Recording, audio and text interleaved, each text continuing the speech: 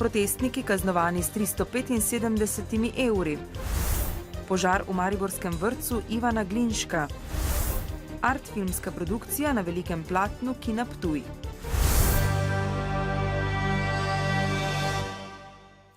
Dober večer. 46 udeležencev februarskega protesta na mariborski občini je v nabiralnikih pričakalo neprijetno presenečenje. Prejeli so namreč plačilne naloge v skupni vrednosti skoraj 17 000 evrov. Kot pojasnjujejo na policiji, so si protestniki položnice prislužili, ker se kljub opozorilom policistov niso želeli umakniti iz občinskih prostorov. 4. februarja so protestniki takole napolnili občinsko avlo, medtem ko so mestni svetniki v drugem nadstropju obravnavali proračun. Ker so motili delovni proces na upravni enoti in ker prostorov niso zapustili niti potem, ko so jih policisti k temu večkrat pozvali, so jih 3 tedne kasneje v nabiralnikih pričakale položnice. 46 udeležencev bo moralo skupaj plačati skoraj 17 000 evrov. Vidim to kot nek poskus ustrahovanja in v bistvu dejansko padec demokracije v tej državi. Če vemo, da so seje mestnega sveta v bistvu javnega značaja in če si ljudem mora biti omogočeno, da se jih udeležijo. Verjetno je, ne vem, gospod Vinko ali nekdo drugi se odločil, evo, tle imate 15-16 000 evrov, pa jih zberete, če ste taki frajerji. Oni so na oblasti, oni izkoriščajo vzdove, ki jih imajo. Kako bodo zbrali toliko denarja, ne vedo, razmišljajo pa v skupinski pritožbi. Smo pa v tem društvu oblikovali v bistvu sklad za pomoč prizadetim družinam. Protestniki niso nobeni huligani, ampak da so to ljudje, ki so ostali brez sredstev. Obenem pa že pripravljajo novo akcijo, tokrat razstavo. Ker bomo razstavili plačilne naloge, pač od vseh tistih, ki bodo seveda sodelovali in na nek način bomo pač probali zbrati denar, ali s prispevki, ali pa bo to mogoče kakšna dražba. Vztrajanje obstoječega mestnega sveta je nesmiselno, potem ko se je ta moral pred lastnim ljudstvom braniti s policijo, še dodaja Jašar. Zaradi nezadovoljstva s trenutno občinsko oblastjo je bilo tudi ob mariborskih ustajah slišati pozive k neposredni demokraciji, ki bi ljudem omogočala več vpliva na politične odločitve. Ker v mestni politiki občani do zdaj praktično niso neposredno sodelovali, jih želi iniciativa Mestni zbor spodbuditi k dejavnemu vključevanju v razprave o problematiki v občini. Politiko aktivnih občanov bodo s stalnimi razpravami v krajevnih in mestnih četrtih zasnovali na dialogu vseh zainteresiranih. Odločitve in sklepe na teh zborih, ki jih bodo usmerjali moderatorji, bodo dosegali brez vplivov posameznih interesov, s soglasjem vseh udeležencev, so prepričani. Se bodo verjetno ti pritiski potem, ko bo do nekih sklepov prišlo, lahko potem prenašali naprej, kako pa bodo odločili ljudje na teh mestnih zborih. Ne bo več pomembno, kdo bo vodil to mesto, kdo bo sedel v mestnem svetu, ker bodo sami meščanke in meščani dovolj močni, da vsilijo razvojne spremembe za mesto, da dosežejo svoje cilje, ki jih bo sprejemali na skupščinah prek konsenza. Tovrstne organizacije prebivalcev sicer dovoljuje zakon o lokalni samoupravi in tudi mariborski občinski statut, vendar s tedni zborom krajanov ne daje možnosti odločanja. Kolikor bi bil ta statut spremenjen, bi lahko v bistvu odločujočo funkcijo tudi v določanju projektov, v samem tudi sprejemanju načina porabe sredstev, konec koncev v tem mestu, bi lahko odločili sami ljudje neposredno na tovrstnih skupščinah oziroma zborih.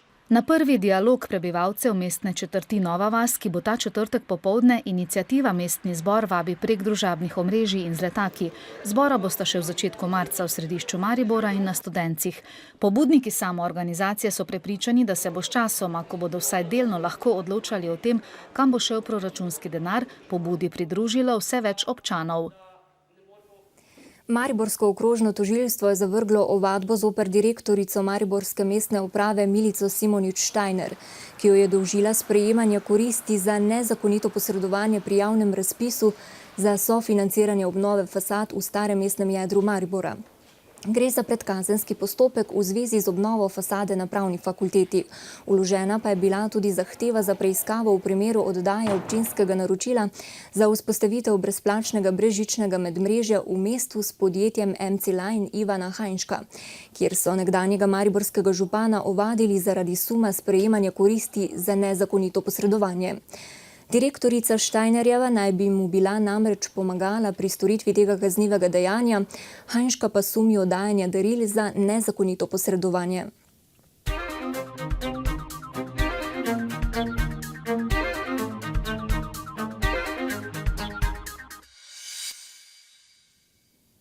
Danes se je na naši televiziji začela uradna kampanja pred nadomestnimi volitvami za novega župana in 4 mestne svetnike mariborske občine, ki bodo 17. marca. Županski kandidat Matevž Frangež je na tiskovni konferenci predstavil svoj program, ki nastaja med ljudmi, na programskih delavnicah, javnih tribunah in ob stiku z Mariborčani. Ob tem je podal 2 programski izhodišči. Program stabilizacije za obdobje od leta 2013 do 2015 ter za prihodnjih 5 let program modernizacije. Po njegovem je treba mesto očistiti korupcije, sanirati javne finance in povečati razvojne možnosti za zaposlovanje. V tej kampanji pa si predvsem želi manj tekem in več sodelovanja ter strpnosti med kandidati. V Listi za pravičnost in razvoj, ki kot kandidatko za županjo podpira Lidijo Divjak, sicer direktorico študentskih domov v Mariboru, pa pozivajo vršilca dolžnosti župana Milana Mikla, naj do jutri z dnevnega reda seje mestnega sveta umakne razpravo o drugem branju proračuna. K pobudi, da se sprejemanje proračuna zamrzne za 1 mesec, bodo pozvali tudi druge županske kandidate. Po njihovem bi imel novi župan ob že sprejetih finančnih okvirih zvezane roke. V proračunu je namreč predvideno tudi povečanje zadolževanja občinskih podjetij z dobrega milijona na 6 milijonov evrov in nova zaposlovanja na račun sprejetja sistemizacije delovnih mest.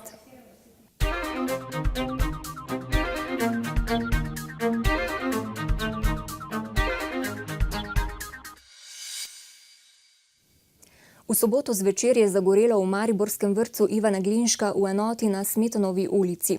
Do požara naj bi bilo prišlo zaradi stika na električni napeljavi v prostoru z grelnikom vode. Gasilci so bili o požaru obveščeni po sproženju signala, saj ima vrtec na srečo požarno javljanje. Da se lahko danes kljub požaru otroci v vrtcu brezskrbno igrajo, gre zahvala gasilcem in vsem zaposlenim v vrtcu. Ti že 3. dan odstranjujejo uničene stvari in čistijo prostore. Imeli smo električarja že v soboto po noči in tudi včeraj cel dan, tako da se je usposobila in centralna kurjava in prav tako imamo elektriko, tako da lahko nemoteno obratujemo. Sicer, če to ne bi mogli vzpostaviti, bi morali 6 oddelkov preseliti, kar pa tudi si ne znam predstavljati kam. Požar je namreč uničil grelnik vode, električno napeljavo, poškodovane so stene, tla, okna, stropovi, prezračevalni sistem, prav tako je zagorel ves sanitetni material.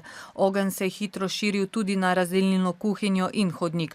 Lahko bi bilo še huje, se zaveda hišnik, ki je na kraj požara prišel tik pred gasilci. Ja, jaz sem odklenil vrata in šel čez vrtec not, da sem jim odprl vrata iz terase, da so lahko stopili v objekt in začeli s svojim delom. Jaz sem se pa odstranil, ker nisem imel maske. 2 noči so objekt varovali tudi fizično, danes pa jim iz podjetja Varno že nameščajo nove naprave za javljanje požara. Pomembno se mi zdi, da imamo to požarno javljanje in s tem tudi smo lahko preprečili, da ni prišlo do tega, da bi dejansko ta enota pogorela. Že dopoldne si je kraj požara ogledal tudi zavarovalniški agent. Višina škode še ni znana, po grobih ocenah pa naj bi znašala več kot 10 000 evrov. Vrhovno sodišče ni ugodilo pritožbi predsednika vlade Janeza Janše zoper sklep Celjskega upravnega sodišča, s katerim je zavrnilo njegovo zahtevo po zadržanju poročila protikorupcijske komisije. Janša je prvostopenjskemu sodišču sicer predlagal, da od Komisije za preprečevanje korupcije zahteva umik poročila spletnih strani do pravnomočne sodbe. Poročilo naj bi mu namreč povzročilo nepopravljivo škodo, ker da ni imel možnosti odgovoriti na obtožbe pred objavo poročila. Po odhodu Državljanske liste in Desusa se je iz koalicije umaknila tudi Slovenska ljudska stranka. S položajev sta odstopila ministra Franc Bogovič in Radovan Žerjav. Ob krhanju koalicije pa te dni potekajo intenzivni pogovori Pozitivne Slovenije, Socialnih demokratov, Državljanske liste in Desusa o sestavi nove vlade in programskih izhodiščih nove koalicije. Poslanci Pozitivne Slovenije so v petek že vložili konstruktivno nezaupnico Janševi vladi, za mandatarko pa predlagajo Alenko Bratušek. Višje cene komunalnih storitev ne izvirajo iz želje po dodatnih dobičkih, ampak so posledice sprememb ravni storitev, je poudaril predsednik Zbornice komunalnega gospodarstva Janko Kramžar. Opozoril je, da bo sistem komunalnih storitev vse kompleksnejši, za kar je potrebna ustrezna infrastruktura. Spomnil je tudi na pomen povezovanja izvajalcev in pojasnil, da metodologija, ki je začela veljati z novim letom, nikakor ni povzročila sprememb cen, do katerih prihaja ponekod. Sindikalisti v nekaterih državnih podjetij so na konferenci Zveze svobodnih sindikatov Slovenije opozorili na negativne posledice prodaje družb, kot jo predvideva predlog klasifikacije državnih naložb. Izrazili so skrb glede zaposlenih in razvoja podjetij ter bojazen, da bo prišlo do špekulativnih nakupov. Menijo, da je seznam naložb narejen na podlagi političnih preferenc. V Krškem se je samodejno ustavila jedrska elektrarna zaradi znižanega tlaka v uparjalniku. Vsi varnostni sistemi so pravilno delovali, osebje elektrarne pa je ustrezno ukrepalo. Po dosedanjih podatkih ni bilo nobenih vplivov na okolje. Strokovnjaki v elektrarni in tudi v upravi za jedrsko varnost spremljajo in nadzorujejo dogajanje. Predsednik države Borut Pahor se je v Pesnici pri Mariboru pridružil fizioterapevtkama Društva za pomoč osebam z motnjami v razvoju. Društvo pod imenom Namesto pike vejica povezuje starše in sorodnike otrok, ki imajo težave v razvoju. V društvu zbirajo denar za terapije in nabavo pripomočkov, ki jih starši zaradi socialnih stisk ne morejo kupiti, prav tako pa jih ne plača zdravstvena zavarovalnica.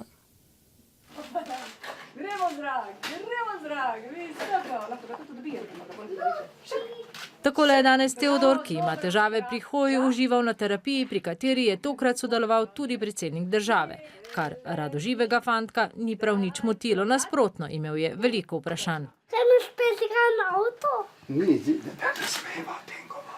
Zdaj vidite, smo v tej kletki.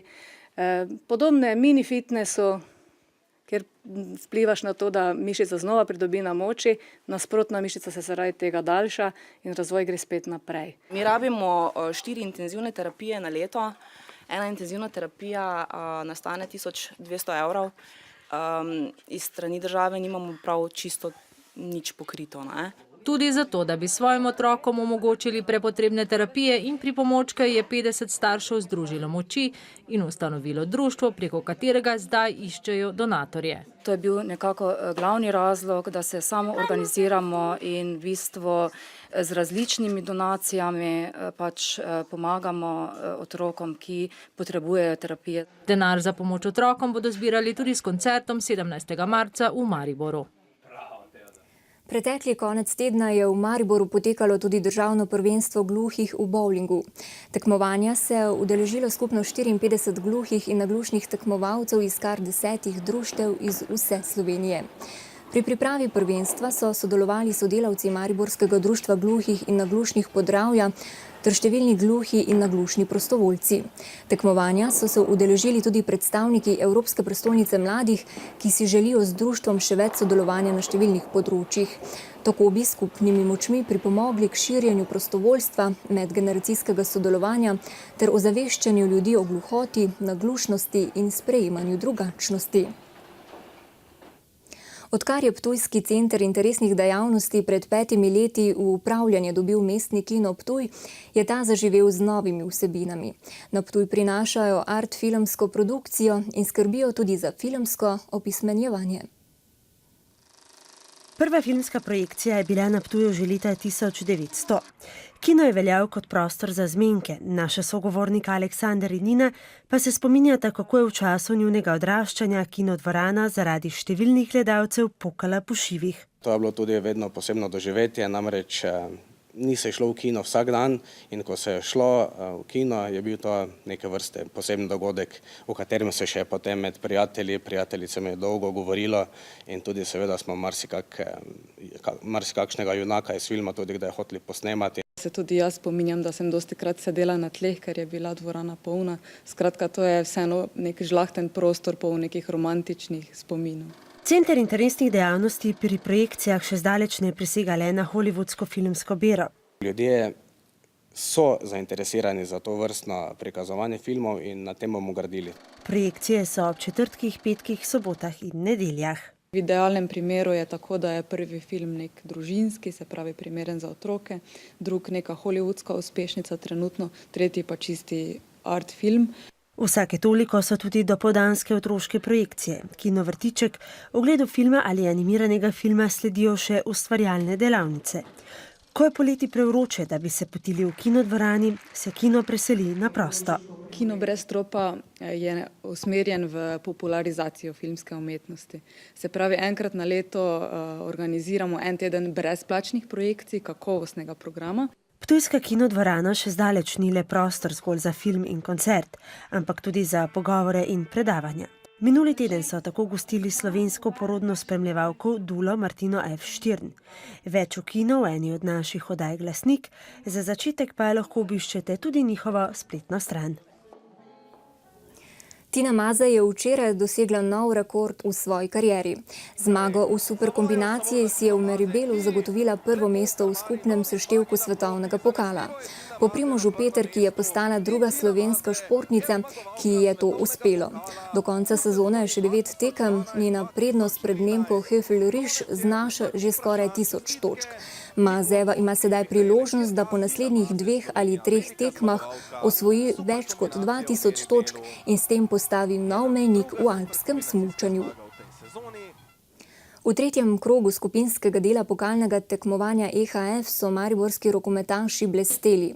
Porazili so poljskega velikana Vislo in to v tekmi, o kateri se bo še dolgo govorilo. Če se premaga ekipa, ki ima 10-krat višji proračun, potem je jasno, da je Branikovcem uspelo izjemno delo. Naštejemo razloge za največjo zmago Mariborčanov v mednarodnih tekmovanjih. Prvi se imenuje Pešič, vratar, na katerega se lepi žoga. Nekaj zaporednih posredovanj v trenutkih, ko bi se lahko spremenil potek tekme, je vijoličastim vlil novih moči, nasprotnikom pa je mal energijo.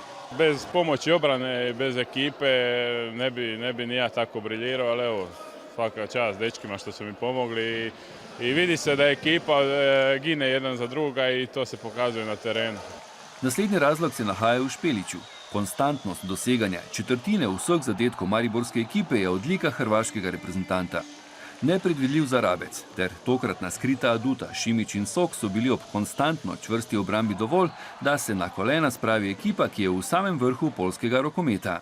Maribor play today very good and in the aggressive in the defense.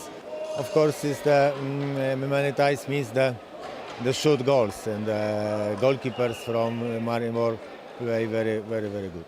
Ta tekma definitivno pomeni neke vrste vrhunec. Ne glede na to, da mogoče vse ni bilo najlepše, ampak to je tekma res, ki je rovovska borba. Tukaj se ne umira v lepoti. Igra se z vrhunsko ekipo, z vrhunskimi igralci, izjemnimi posamezniki, ki so sposobni tudi sami rešiti tekmo. In če hočeš to zmagati, potem moraš pač igrati res iz minute v minuto, z akcije v akcijo, poskušati najti neke rešitve, s katerimi držiš vseh 60 minut nasprotnika v negotovosti. Če ti to uspe, pač lahko zmagaš. Dodati moramo še rekordnih 1500 gledalcev, kolikor jih je bilo v dvorani Tabor. In čeprav so bili Poljaki na tribunah dejansko glasnejši, so jih domači s pomočjo glasbe in navdihnjenega napovedovalca preglasili ter napovedali, da jih bo 16. marca na naslednji mariborski tekmi proti danskemu Holstebru najverjetneje že čez 2000. Zaradi močnega sneženja prekinjeno sobotno pokalno nogometno tekmo med Olimpijo in Mariborom bodo odigrali v sredo. Povratno v Ljudskem vrtu pa 6. marca. Naši najboljši ekipi se boste nato pomerili še enkrat. To pot bo šlo za prvenstveno tekmo, ki bo 10. marca v Ljubljani. Kmetijski ministri Evropske unije so danes v Bruslju razpravljali o odzivu na afero s konjskim mesom v uradno govejih izdelkih, ki se bliskovito širi po Evropi in čez njene meje v Azijo.